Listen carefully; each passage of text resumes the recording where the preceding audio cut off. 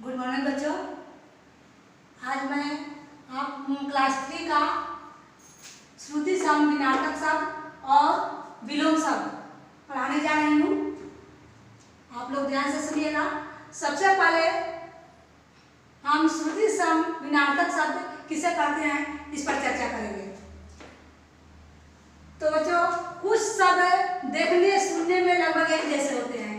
कुछ शब्द देखने और सुनने में एक जैसे लगते हैं, लेकिन उसका अर्थ भिन्न भिन्न होते हैं। लेकिन तो ऐसे शब्दों को हम श्रुति सम विनाटक शब्द कहते हैं। जैसे देखिए, अचल। अचल मतलब पर्वत होता है और अचला मतलब पृथ्वी होता है। अनल मतलब आग होता है और अनिल मतलब हवा होता है। अन्न मतलब अनाज होता है और अन्य मतलब दूसरा होता है। उसी तरह अपेक्षा।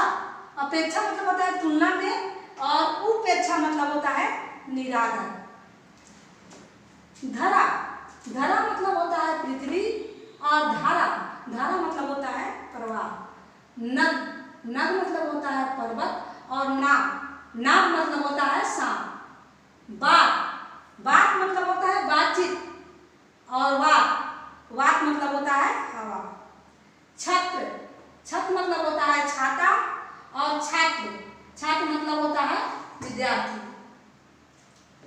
देखिए यहाँ कृपण। कृपण मतलब होता है कंजूस और कृपाण। कृपाण मतलब होता है तलवार। ग्रह। ग्रह मतलब होता है नक्षत्र और गृह। गृह मतलब होता है घर। चरण। चरण मतलब होता है पैर और चारण। चारण मतलब होता है भाग। तरंग। तरंग मतलब होता है लहर और तुरंग। तुरंग मतलब होता है घोड़ा। छोटी की मात्रा से जब हम दिन लिखते हैं तो इसका मतलब हो जाता है दिवस, और बड़ी की मात्रा से जब दिन लिखेंगे तो इसका मतलब हो जाता है दरिद्र। पानी। पानी मतलब होता है जल और पानी। पानी मतलब होता है हाथ। छोटी की मात्रा से जब हम सुख लिखते हैं तो इसका मतलब हो जाता है बेटा, और बड़ी की मात्रा से जब सुख लिखेंगे तो इसका मतलब हो जाता है धागा। जलद। जलद मतलब होता है कमल और जलद। जलद मतलब होता है बादल। छोटी की मात्रा से जब हम परीक्षा लिखते हैं तो इसका मतलब होता है कीचड़, और बड़ी की मात्रा से जब परीक्षा लिखते हैं तो इसका मतलब होता है इम्तिहान। उसी तरह बच्चों थोड़ा सा विलोम शब्द भी देखिए। विलोम शब्द किसे कहते हैं? तो एक दूसरे के विपरीत अर्थ बताने वाले शब्द को हम विलोम शब्द कहते हैं। ये एक दूसरे का विपरीत अर्थ बताता है। जैसे देखिए, अनुकूल। अनुकूल का विपरीत क्या हो गया? विलोम प्रतिकूल। अमृत। अमृत का विलोम हो जाएगा विष। आशा का निराशा हो जाएगा। आय का व्यय हो जाएगा। उन्नति का अवनति हो जाएगा। उचित का अनुचित हो जाएगा। कोमल का कठोर हो जाएगा। गरीब का अमीर हो जाएगा। उग्र का सौम्य हो जाएगा। हर्ष का विशाल होता है और गण का मुख्य होता है। इस प्रकार और देखिए बच्चों, अस्त का उदय होगा। आदर का अनादर होगा। आराम का प्रदान होगा। आदि का अंत होता है। उत्थान का पतन होता है। उत्तीर्ण का अनुत्तीर्ण होता है। कटु का मधुर होता है। गुण का दोष। आयात का निर्यात। गौण का मुख्य। यश का अपयश। तीव्र का मंद। उतार का चढ़ाव। स्वाधीन का पराधीन।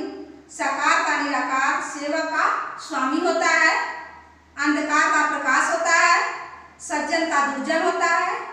हिंसा का अहिंसा होता है और मुख का वचाल होता है। पाप का पुण्य होता है। विरोध का समर्थन होता है। अनिवार्य का वैकल्पिक होता है। जीवन का मरण होता है। नर का नारी होता है। उर्वर का कुशल होता है। राग का द्वेष होता है। जय का पराजय होता है। उसी तरह पठित का अपठित होता है। साक्षर का निरक्षर होता है। घृणा का द्वेष होता है। घृणा का प्रेम होता है। कृतज्ञ का कृतज्ञ होता है। निर्बल का सबल होता है। दूषित का स्वच्छ होता है। वियोग होता है। बच्चों, तो आप लोग इसको ध्यान से पढ़िएगा और पढ़कर ये कुछ होमवर्क दे रहे हैं, उसको बना लीजिएगा।